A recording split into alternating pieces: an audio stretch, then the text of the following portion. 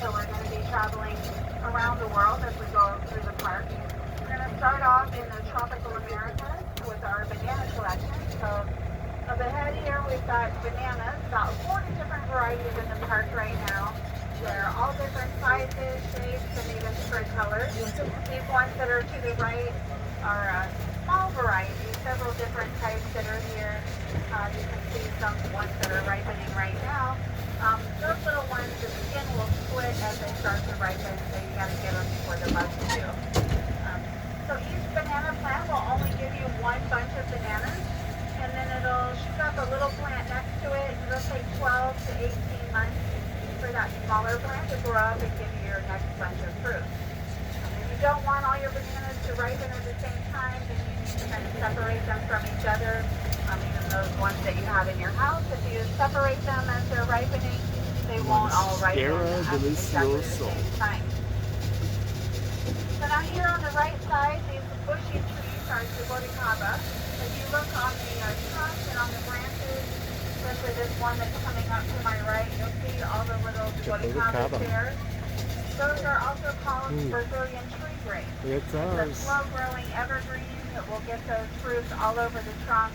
If it gets lots of nutrients and water, it may fruit about 4 times a year. So in Brazil, they really love to eat those, and they will use them to make all kinds of in our backyard. desserts and de liqueur. So they can be eaten when they turn purple right off the tree, or you can use them for making stuff. The very tall trees that are here on the right side are the cannonballs. Cannonball tree will get a fruit that looks kind of like a cantaloupe on it. It doesn't smell very pleasant. It kind of smells like a skunk. The flower that it gets, though, does smell really good. And the cannonball fruit is used in other countries to make medicine. They use it for when they have a cold, they'll make a tea, or it's good for asthma as well. So all the trees that we grow here have some sort of cultural significance in the countries that they originated from. It's not just grown for the fruits that they produce. In the other countries, they use all different parts of the tree, and a lot of them are used for making medicine. Avocado. To your left there, we've got some avocado trees which are flowering. We're going to see some more avocados when we get to the back of the park. Right now we have about 40 different varieties of avocados. And then on the right side, on the rock ledge there, there's a jackfruit tree. We do have those all over the park as well. Jackfruits are originally from Asia and India. It is the largest fruit that grows on a tree. So there's some lingering from last season on the tree right now, and jackfruits will really be in season around July and August. To your left there, there's a little tree that's got some green pods on it. That one is the French peanut. They also call that the money tree. It's used for good luck in some arrangements. That green pod will open up, and then it has nuts on the inside that you can cook and eat. Most of the nuts don't taste good if you eat them raw. They're better if you process them somehow, roast them, or even if you microwave those for a few seconds. It helps to make them a little more tasty, and they don't dry your mouth up so much. So here in our Tropical America greenhouse, we have cacao trees as we enter on both sides. The one here to my left is on exiting. It's got some pods on it. Those green pods that are down near the bottom on the trunk, those are going to turn orange as they ripen. Cacao. And then you would break open that pod, and it has a cluster of seeds that have a white coating on them that you can eat off of the seed. And then you would take that seed and process it to make your chocolate. They like to grow in a nice shady area. That's why we have them in our greenhouse here. Coming out of the greenhouse on the right, the sign tells you about different types of sapote. That word sapote is just an Aztec word that means soft, sweet fruit. So it can be used to describe lots of different fruits. The trees that are off to the right in this area, a lot of them are varieties of Mamey Sapote. Mamey has a brown skin. There's one coming up next to me on the right side here. So a large fruit with a brown skin, and it's an orange or sweet potato color underneath. You want to wait until those get nice and soft before you eat them, and it's like a sweet potato custard. Very common to use those for making milkshakes and ice cream. You'll find Mamey milkshakes for sale at a lot of the local fruit stands. To your left, we've got several of the cinnamon apple trees. Those those have green fruits on them now. The cinnamon apple gets its name by how it looks, not by how it tastes. That's how a lot of the trees get their common name. So the cinnamon apple has a thick green skin. It will always be hard. It's going to get a little soft spot on the bottom when it's ready. And you can cut that into wedges. And when it's exposed to the air, it turns a little bit brown. And it looks like an apple with cinnamon sprinkled on it. But doesn't really have a notable fruity type taste. We just describe it as tasting like a cookie. Doesn't taste like anything familiar. On the right side here, we've got some different varieties of the Mamey Sapote. And some varieties can stay kind of small, while others can get really large, almost like a football.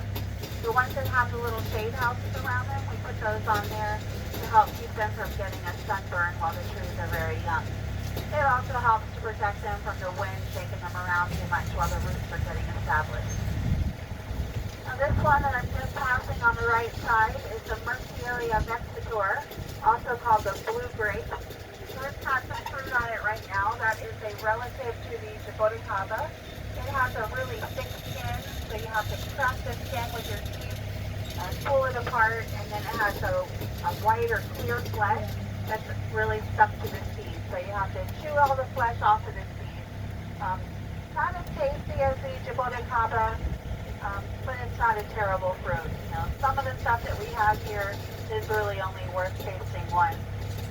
So there must be some other use for it or some way that people prepare it in their native country. Coming up on the right side here, we've got some different varieties of guava trees. These are fairly young trees. We did some planting after Hurricane Irma came through here in 2017 and did a lot of damage. So we were able to plant some of these new trees around the park. The one right next to me here that looks really nice and healthy is the Amazon guava. And that one will produce a yellow guava. It has a yellow flesh and fairly large seeds inside, and that one is a little bit tart. On the left side here, this couple of trees just to my left here with the whitish colored trunks, these are allspice. You can use the leaves of the allspice in your cooking. You can also boil the leaves to make a laxative tea. They are starting to flower right now. You're going to get little berries on them. And then you would dry the berries in the sun and grind them up to make the allspice powder. And that's usually used in cooking and to make things like pumpkin pie. Now off to the left of the allspice trees in the center, there's a tree there with some red pods at the top. And then back to the left of that, there's one that has green pods. That is called the Phx Az, or the lipstick tree. Inside those pods, it has a bunch of seeds. The seeds have an oily orange-red coating on them. And you can rub that off, and people would use that to make lipstick or face cream. Now once those seeds are dry, you can find the dry seeds in the store in the spice section, sold as annatto. Annatto seeds are a natural food coloring. So if you put the dry seeds in your oil, it will color the oil that orange-red color, and you can use that oil to make your yellow rice. It's not used for the flavoring, it's just used for color. On the right side, we have a couple of sea grape trees. They have kind of a round-shaped leaf. That leaf, once it's dry, will last for a very long time, and people would use that to make note cards or playing cards. You can even use it like a postcard and send it in the mail. Around the beaches, you find a lot of those sea grape trees. They help to protect the beach from erosion. Right, they can try to develop Guava. So those are blooming right now, and so are a lot of the trees in the park starting to flower and set fruit. So the sea grapes will grow clusters of grapes with a really large seed in them. So usually those are pressed and you use the juices for making There's a hog plum. jelly and stuff like that. The It's really barely large starting to one form. on the left there is called Shia, or Yucatan spinach. Just lost some of its leaves with the cold weather that we had last month. It's getting some new leaves at the top. So those young new leaves are a really good source of iron. You can saute them and cook them just like you would use spinach. And then on the right side we have some hog plum trees there. Those are starting to set fruit now as well. The hog plums will lose all their leaves just before they start to fruit. So they're getting the fruit now, and then they'll get all their leaves back.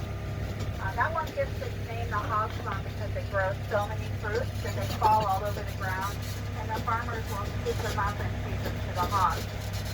You can also weave the branches together as the tree is growing and create a natural barrier to help keep livestock in. Now this tree to the left side with the light colored leaves, that's the cashew. Cashew will get a red color fruit on it. It also comes in yellow variety, but we only have the red one here. So the red fruit that you get from that is very juicy and used to make drinks. And the nut will be the seed of the fruit that actually hangs on the outside. So coming up on the left side is going to be a sign, and you'll be able to see the picture of the cashews there.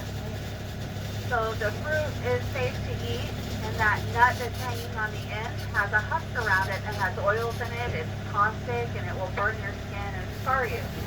So to get the nut out of that husk, you would have to wear your gloves. Once you get the nut out of there, you want to steam it or roast it to get the oils off and make it safe to eat. Cashews are in the same family as poison ivy. So if you eat the raw cashew, it'd be really irritating in your mouth, like if you had poison ivy in your mouth.